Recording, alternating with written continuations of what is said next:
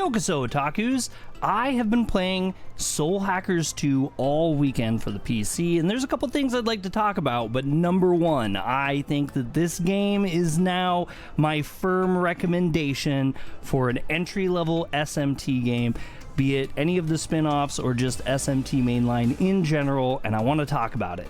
So first off, I am totally aware that there is a big portion of the SMT fan base who thinks that this game is total rubbish, and I'm not actually thinking that they're invalid in their thoughts, but with that said, I don't know that this is necessarily a bad game though.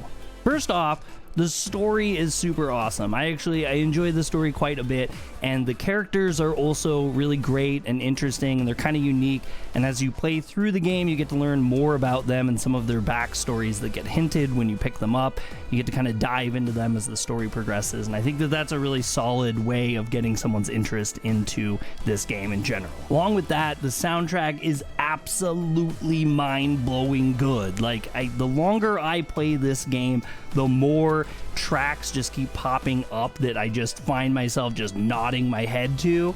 Now, this isn't like on the like epic grandiose scale of Nocturne good, but it's like this crazy just like chill vibe, and at times like really, I don't know, it felt intrinsically Soul Hackers in the way that it's kind of electronic mixed with some more organic elements, and I really cannot say enough positive things about the soundtrack. Jumping into more of the mechanics of the game, that's where things kind of get a little bit interesting. I feel like this game in so many ways borrows from so many different Shin Megami Tensei things, and at times honestly a little The World Ends With You in there as well, and that is kind of a reason why I think a lot of the big SMT heads don't really like it so much. There's stuff that they just feel like is weak because it's not doing any one thing full off on the bat. I don't know, I don't want to say it's not cohesive, but it kind of almost isn't cohesively put together in a way where there's just all these different elements from past things, both hard and easy things.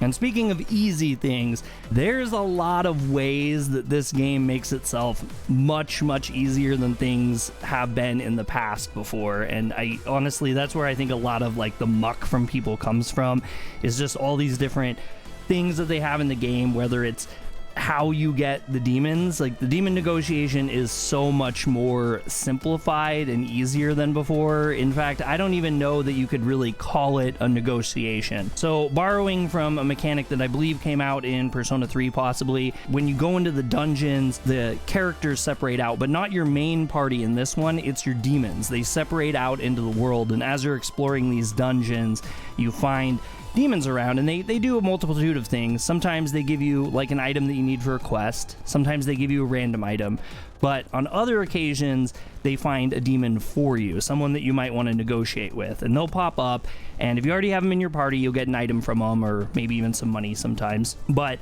more often than not, you don't have them in your party, they're new, especially if you've just freshly battled them. They'll pop up and they'll just ask for one single thing. And if you're familiar with any of the older SMT kind of negotiation tactics, usually there's a little bit of push and shove that goes on, and sometimes you just straight out get cheated.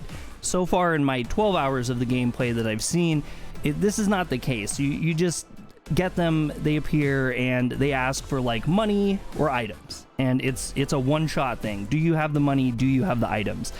It's always easy stuff to do. I've never not had the money or the items, and if you say yes, they just join your party, just flat out. It's very basic, it's very easy. Now, a lot of SMT people are probably not going to love that too much, and I think that's fair enough to say, but I think as a newcomer of the game, it starts an idea. It's not probably the best thing, but you know, a new person's gonna just super easily be able to pick that up, and I think that there's not any of this some of the challenges that newer people get pretty frustrated with. I know especially some of the older SMTs, negotiations could be absolutely brutal. You could sit there for, I don't know, 5-10 minutes and go back and forth only to get screwed out and they disappear at the end. But in a way, in a way, there is the argument that that kind of is what makes the game what it is. You know, everything coming easy to you isn't always the best thing, but in this game, that's just what it is, and that's where we live. The battles kind of have a lot of like crutches in them too. I found it pretty interesting. They added, you know, the mechanic in where if something's weak to something and you hit them with it, you get like a bonus from it. They call them stacks, and as your party does their turns, it'll increase the amount of stacks every time you hit something that is they're weak against. At the end of your round, it will make what they call a Sabbath, which is where all the demons that did their powerful attack on the character will come together, and they'll make a massive attack that hits all the enemies on the screen. On the lower difficulties, it pretty much is just a game changer, because as long as you whittle all the characters or the enemies that you're fighting down, it will just wipe them and you'll be done with the battles very, very quickly. And this can happen on repeat. But the thing is that there's no negatives to it at all. So in other games, you know, if you do something that they're reflect or block in some sort of way, or sometimes even resist, you'll lose, you know, like maybe a stack or something like that from the game. And in this game, there's literally no penalties. It's just you get the damage reflected on you, or they dodge it and they don't get hit, or they only get hit a little bit. And that's kind of a thing that I could definitely see people griping about. And honestly, I do kind of agree. It does make the game slightly weaker for sure, mechanically in that, right? So you notice a lot of the stylings of the game seem to be really borrowed from Persona 5, or I mean, you could just call it wrapped up into the new Sona kind of stuff. And I think that's another thing that maybe rubs people a little raw. I know there's a lot of comparisons to P5. Honestly, I think there's kind of this overall feeling in certain areas that seems really similar to Persona 5 Strikers to me, actually, when you're navigating through the different sections that you can navigate of the world that are outside of the dungeons. It feels very strikery. You don't get to control the camera. The areas are kind of small, and there's just, you know, you'll run into a shop, or there's a couple people with flags over your head that they talk to. And overall, I don't know exactly how I feel about it. I mean, the worlds look beautiful enough. I like the areas. They're interesting. It doesn't feel like that dynamic or that AAA out of it. The other thing that I found kind of interesting is, like, there's a lot of crafting systems within the game. There's a gunsmith that'll update your comp, which is your main weapon that you use for all your characters. And there's also another item smith kind of a character too. And you need to get items that are around the world. And one of the things that was kind of interesting for a choice that they did was they made these items really, really easy to find. And in fact, I wanted to make like a guide on like how to get the best this and how to get the best that and where to get these certain things.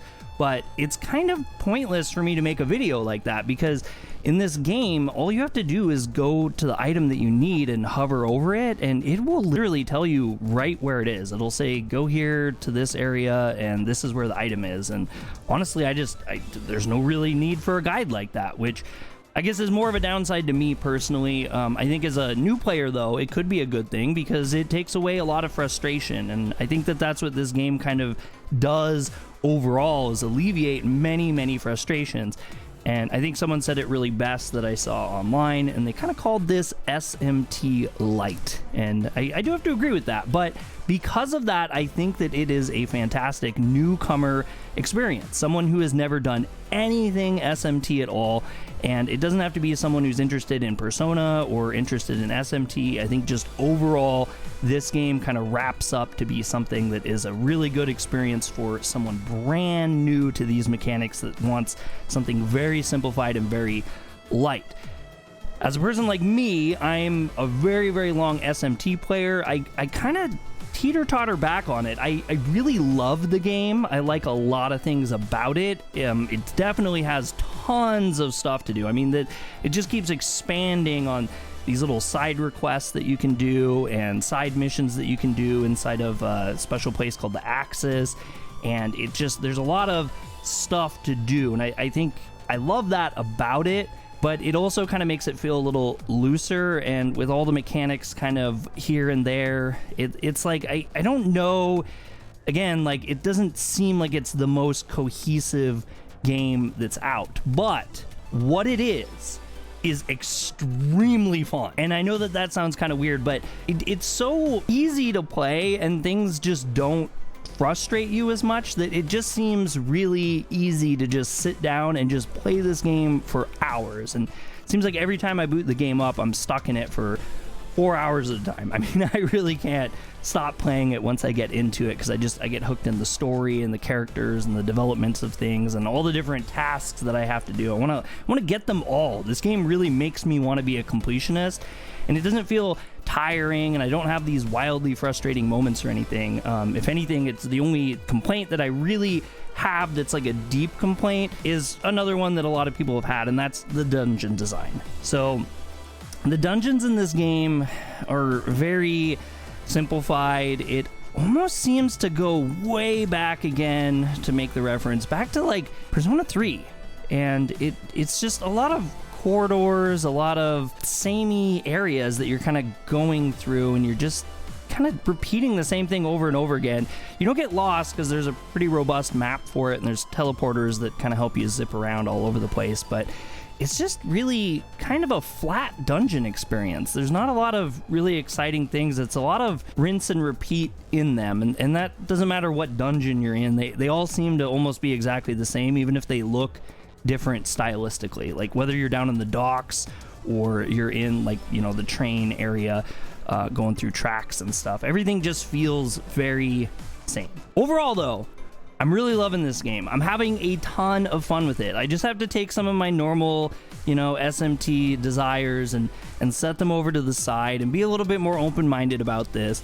Overall, I really do think that this game is almost perfect for newcomers. There's not really a lot of the normal stresses that you have, but it's a very base introductory to many, many mechanics and different styles and stuff that you'll see within Persona, SMT, and all the other different kind of spin-offs from the main line in it. And I can't complain too much about it, only because I have a lot of fun with it. And I think that most people, if they open their minds a little bit, they could really enjoy it too, and they could kind of, you know, experience the beautiful soundtrack, the interesting characters, and the development of everything that goes on. It's a very, very interesting game. It is out now. It is only for the PC, the Xbox, and the PS4, PS5 currently. It is not for the Switch, but it looks really good, and it plays really good, and I actually think that's not the worst thing that it's not for Switch, but that's for another time. If you guys like this content, hit the thumbs up. If you don't like it, hit the thumbs down. If you want to see more anime news, reviews, and gaming, hit subscribe. We got a whole variety of things going on here on the page, and we'd love to see you back. Catch you on the next one.